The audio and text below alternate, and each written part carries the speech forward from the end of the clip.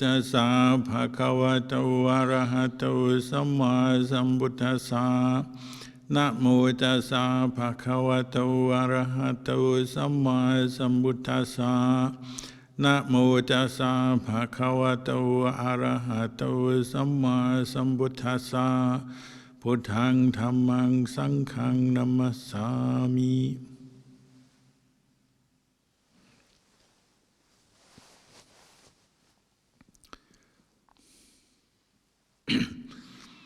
Blessings to you all.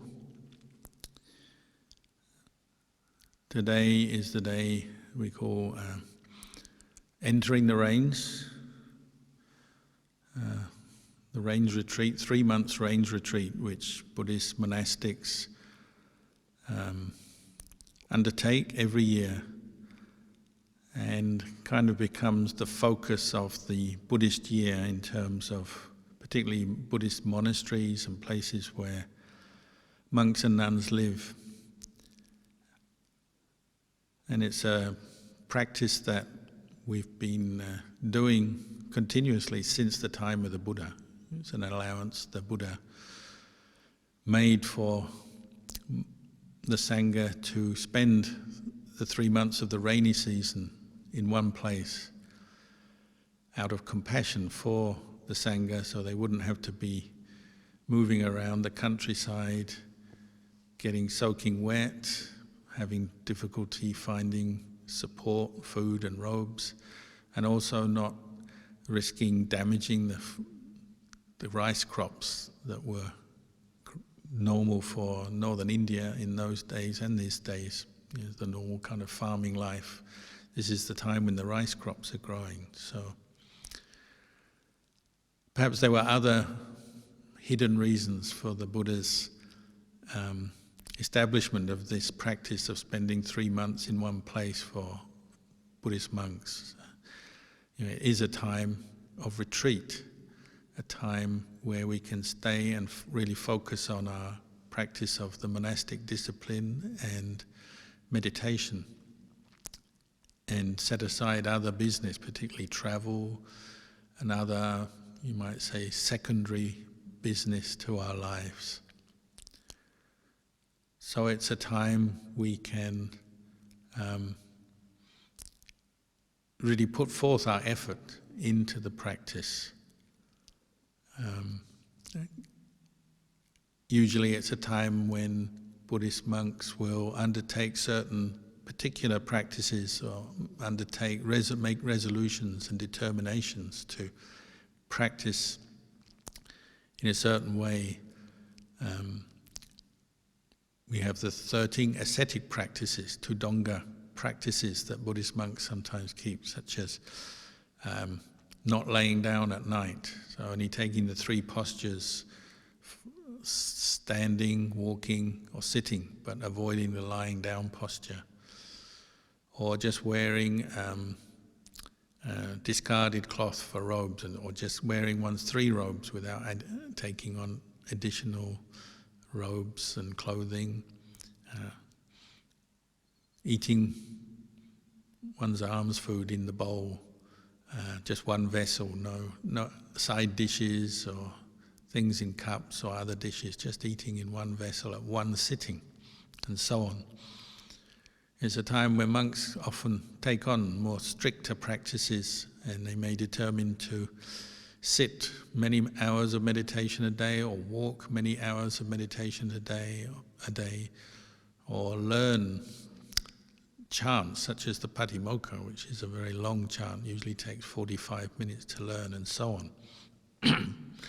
So it's a time when monastics in particular put effort into their practice, and with few distractions, it's a time you can really learn about the practice, learn about what you can do, and sometimes what you can't do, but that's all right. Sometimes we learn about what we can do by trying things which we can't do yet. But just because it's a time for the Sangha to enter retreat and put their effort into the practice, it doesn't mean to say the laity don't have any involvement in that. Lay people can also use the vasa time as a time to practice in a more strict or determined way or more disciplined way. And you may be living at home, but you can still undertake to keep precepts, 5 precepts, 8 precepts. Undertake to meditate a certain amount of time every day, to chant or to listen to Dhamma every day, and so on. You can enter your own rains retreat in this way, following the example of the Sangha, even if you're not living in a monastery. You can see and maybe consider for yourself, what can I do that may improve my practice, and sit longer than before or more often than before. Try some walking meditation if you've never tried it before. Learn new chants, such as the chant we just did, the Dhammacakkappavattana Sutta, which the Buddha gave a very concise summary of the way of practice and the teaching of the Four Noble Truths, setting out the whole purpose of the Buddhist teaching is to get us beyond suffering, but to understand what suffering is, what its cause is, to realize and experience the end of suffering, and to know the path that will lead to the end of suffering. It's a very useful chant to learn by heart, so that you've got it in your mind. And you'll find these chants, if you learn them off by heart, you invest that time and energy, even though it might sound like just an extra bit of work you have to do. Once it's in your heart, in your mind, then it's always there, that reflection. And sometimes you even find when you're peaceful in meditation, the words of a chant will come up. It could be something about dukkha, or the cause of dukkha, or the path leading to the end of dukkha, or discussion of, like we say, Chakku Muddapadi, Aloka Uddapadi, Jnana Uddapadi, these different qualities that arise when you focus on the Four Noble Truths and see them clearly. Then light arises, knowledge arises, wisdom arises. Just these simple words can have profound meaning when your mind is peaceful and you're meditating, and they may come back up into the mind. Or this chant that we just did, what is the simple or the heart of the insight that Venerable Kalyano had as he listened to that first teaching, was that all things that are subject to arising are subject to cessation. The insight into impermanence, the impermanence of the human body, always subject to aging, sickness, and ultimately death. The impermanence of the world around us, the things of the world, the people of the world, our life and our place in this world. Or in a more moment-to-moment basis, the impermanence of sense contact. We're seeing, hearing, tasting, touching from moment to moment through our day right now. And that's all impermanent. It arises, passes away. And that's how we know the world. And then there's the world on the inside, the reactions we have to our sense contact. So we see something that's interesting, so it absorbs our interest, maybe gives us some pleasure, or at least some interest, some fascination for a while. Or we see something that is unpleasant and we reject it, don't want to look, not interested, find it boring or even repulsive. There's that inner world going on all the time, reactions of attraction and aversion, liking and disliking, and how those form memories and perceptions, and how we start to label things in the world and form our world from the inside. And this teaching is really giving us some tools, and the whole of the Buddhist practice is giving us some tools of how to live in this world skillfully, with discernment, with understanding, but using the Four Noble Truths as a framework and developing this path that gives us skills to understand our own experience better, and to learn to live with mindfulness, with discernment, with understanding, rather than just being a prey to all our emotions and all our reactions and attachments and the clinging to different things. So these chants, for example, become something that you can learn and become a guide that you can keep returning to in your practice. And this vasa time is a time when you can really put effort into learning a chant or learning how to sit still and develop mindfulness of the breathing, say. These are the techniques, the tools that the Buddha encouraged us to develop, and this is a time we can put effort into it. Ajahn Chah used to talk about the Apannaka Patipata or Apannaka Dhammas, the Dhamma teachings that are never wrong, the Dhamma practices that are never wrong. I always used to like hearing that when I was a junior monk, because it's nice to know something that's never wrong, a practice that's never wrong, because sometimes we're caught into doubt about Buddhism and what should I do, what should I practice next, or what do I need to develop. Well, these practices, the Buddha said, are never wrong, they're always good to develop. The first of the three Apannaka Dhammas is Indriya Samvara, the practice of sense restraint, but in particular the practice of developing mindful awareness of sense contact through our day, as a basic practice that we can always be developing. Right now, at this time, to be mindful of, say, hearing, seeing, tasting, touching, smelling, or just the internal dhammas that are arising in your heart.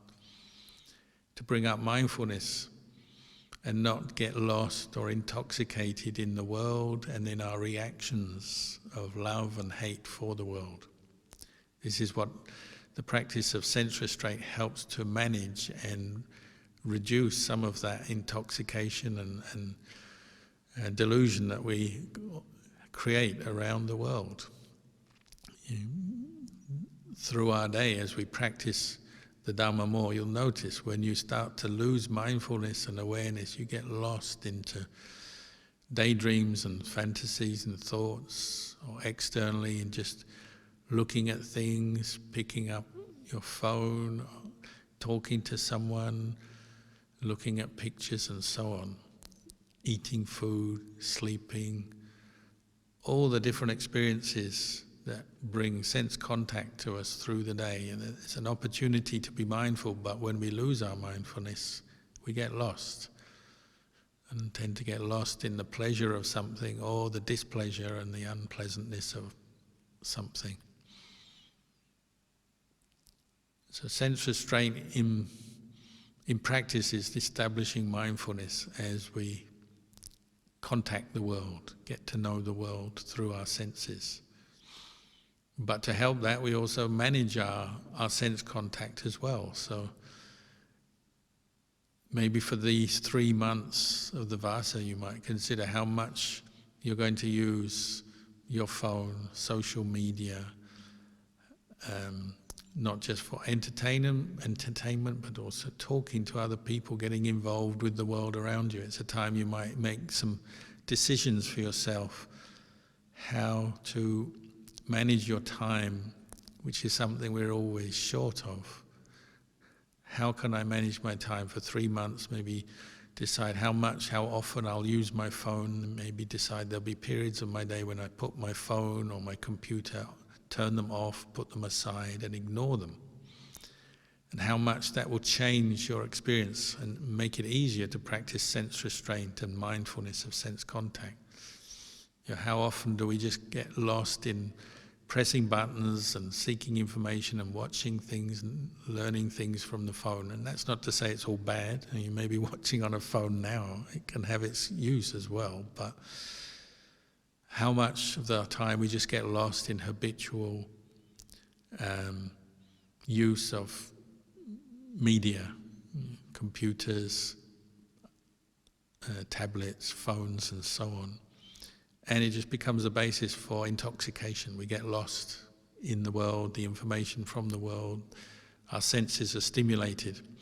That's just one part of our life, but it's a big part, an increasingly big part of human life. So Maybe try something radical or new for yourself in 3 months. Setting aside the computer or setting aside your phone at least part of the time when it's not essential for your job or something, then just set it aside. Can you do that?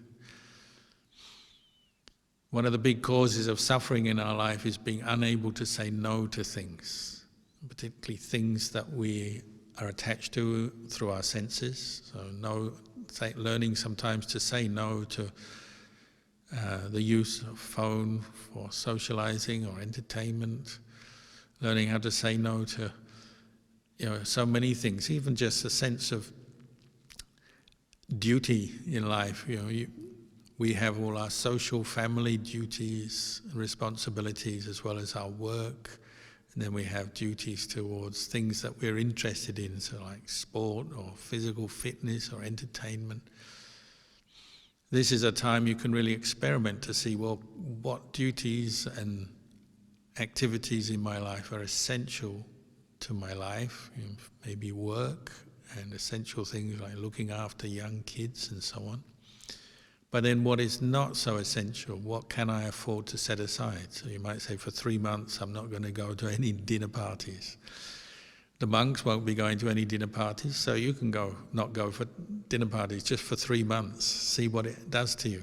When you say no to a friend, oh no, I can't come, I'm practicing the Dhamma. What does it bring up?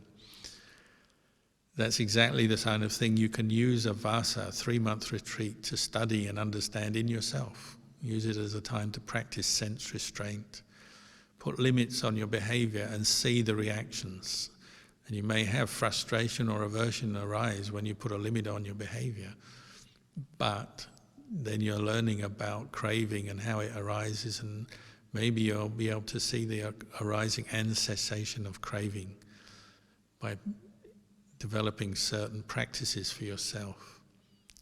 And based around the precepts, but also you can invent your own precepts, can't you? How often you'll use a phone or for how long, how much social interaction you'll have, going to see people, contacting them, bringing them into your home and so on.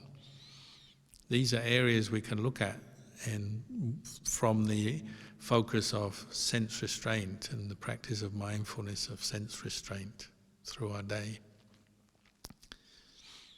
Simplicity helps. Simplicity, frugality, but not just in the use and consumption of material things, but in the consumption of sense contact. And this is why monks live in the forest. We're reducing the amount of sensual stimulation so that we can be fully mindful and learn from sense stimulation and learn what's important, what's not, and learn about the reactions we have to sense stimulation, both pleasant and unpleasant. The second of these practices that's never wrong is what they call bojane matanyuta, moderation in the consumption of food. And that's because particularly food is the most vital kind of thing we need to have to survive, but at the same time it can be a great basis for intoxication. It's not just simply the amount of food, but the types of food and the kinds of food and the way food takes over our lives, seeking out new kinds of food, interest in recipes and tastes and so on, and it becomes a big part of our culture and social life. So learning to manage that. So for the vasa, you might, if you're really up to it and physically fit, you might keep the 8 precepts. Or at least just consider how many times a day will I eat for the next 3 months. See if you can set up your own schedule, once a day, twice a day, 3 times a day. And then learning to eat just enough to keep you healthy, but without overindulging or becoming obsessed or caught up with food. Changing your attitude to food and just seeing it more as just medicine for the body to keep you going for the higher practice of training the mind in meditation, keeping precepts, learning the Dhamma, discerning the Dhamma in your experience. Say if you cut out 1 meal from your day, if you have 3 or 4 meals a day, 3 or 4 times a day when you eat, and you cut out once, well, that's freeing up a little bit more energy and time for other things, for the practice. And you can expand that from not just simply moderation in the way you consume food, but everything. For 3 months, maybe you decide, I'm not going to buy any new clothes. I'll get by with the clothes I've got. I won't buy new products, anything, unless it's essential to my life. And most things are not absolutely essential, but unless something's really essential, then you just won't buy new things maybe for 3 months. Only go shopping for the essentials, not just because of lockdowns and restrictions, but as a conscious practice to practice moderation in consumption. Save your money. Save your money for the practice of dana, generosity, or just for the future, for helping your family, your parents, or other important things. So expanding moderation in the consumption of food to moderation in the consumption of everything. Learning to live easily, be one who's at ease, rather than one who's always fussy and complaining about the quality of the things you buy or consume. It's not good enough, I need more, I need better. The effect on the mind of being immodest, not knowing moderation or the right amount in consumption, is that the mind is full of craving again. Constantly thinking and planning and wanting more things, how to get more things, and never satisfied with what it's got. You can see in the time of COVID, with lockdowns and restrictions, learning to appreciate what you do have brings you a great sense of ease to the mind, happiness. You might call it free happiness. Just appreciating the material things you do have. You have a roof over your head, food to eat, clothes to wear, medicines if you need help. That's good enough. We don't have to be obsessed with always getting more, getting newer, getting better. There's another kind of happiness we can have, and that's the happiness of contentment, letting go and finding happiness in what we have already, appreciating that. The last of the 3 practices is what we call dedication to wakefulness, Kalyano yoga. You might say giving up to the practice, and particularly making the development of mindfulness, awareness, the center of your practice. Literally, it means not indulging in sleep. So, learning the right amount of sleep. So, particularly in the monastery, we often have all night or late night meditation sessions. We get up early for meditation and chanting. We learn to just find the right amount of sleep to keep the body healthy, but not to indulge. And usually that means a little bit less than you would like. Our kilesas, our craving would always like more food, more sleep. But that's not necessarily necessary for our body.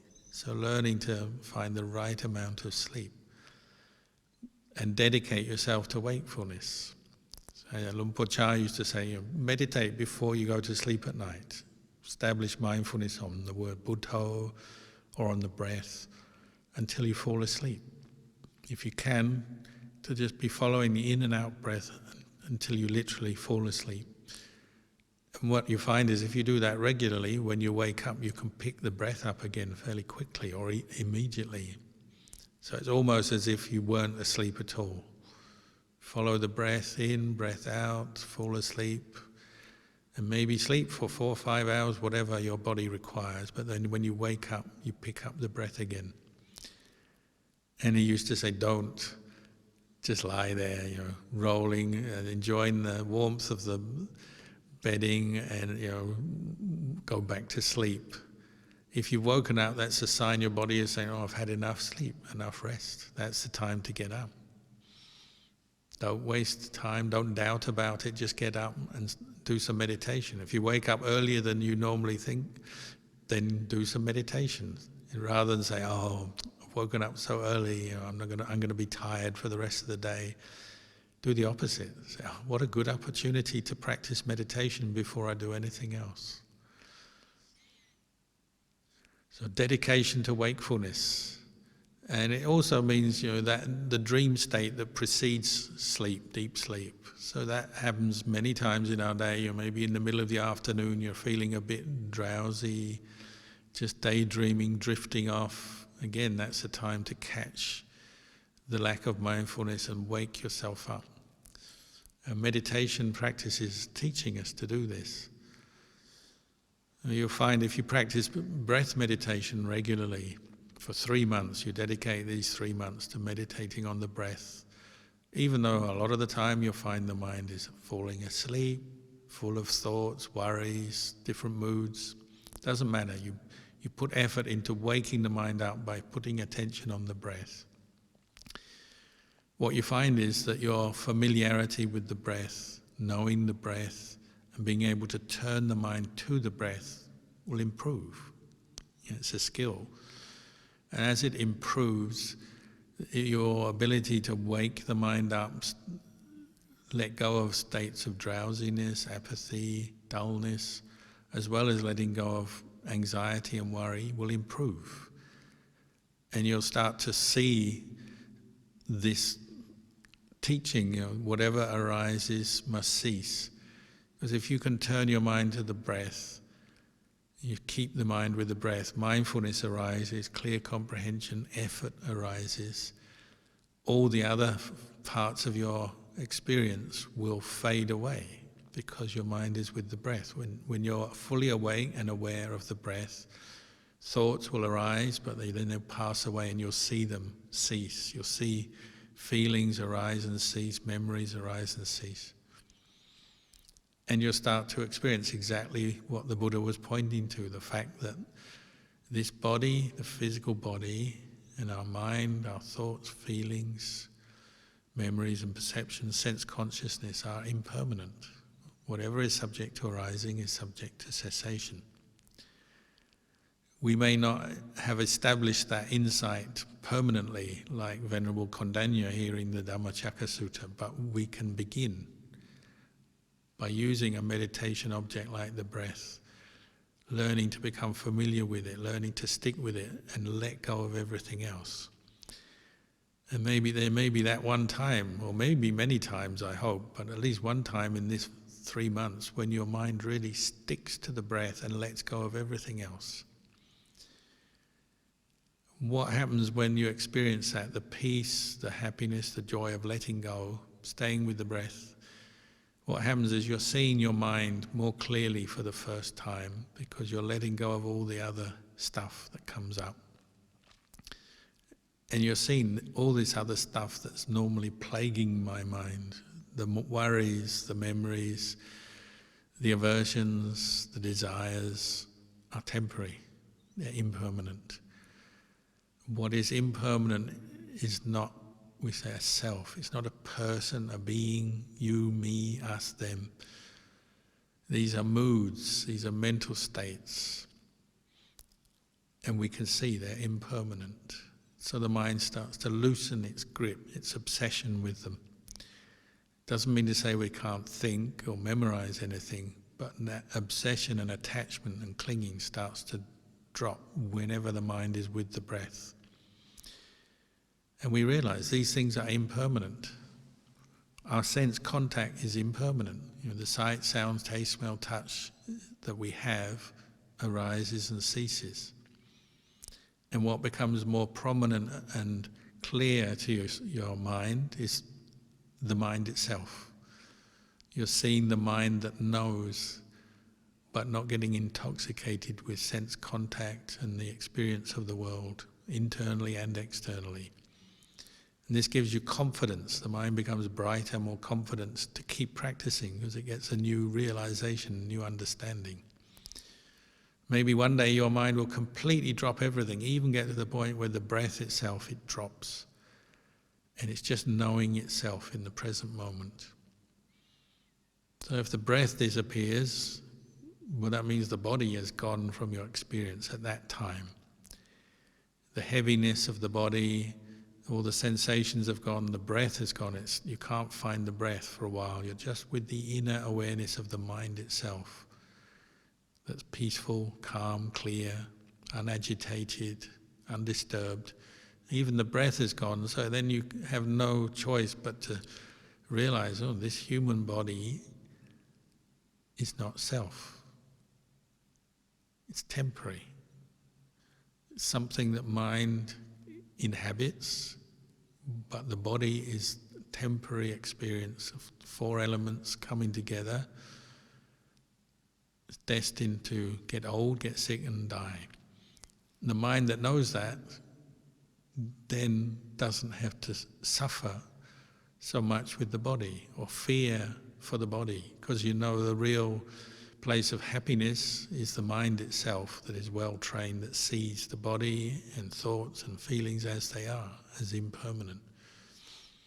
Ajahn Chah used to say, this is our real home, or the place where you find the Buddha, that mind where you've let go of everything else. You're just with the mind that is pure, aware, for however long you can attain that and sustain that. And then you're having like an insight into the nature of the peaceful mind where the Buddha is, or we say our real home. And you can see that everything else outside is not real, it's impermanent, unsustainable, not constant, not sure, not certain. And this is the kind of insight we can all have this vasa, this 3 months, if we continue practicing sincerely and follow these Dhamma practices that are never wrong.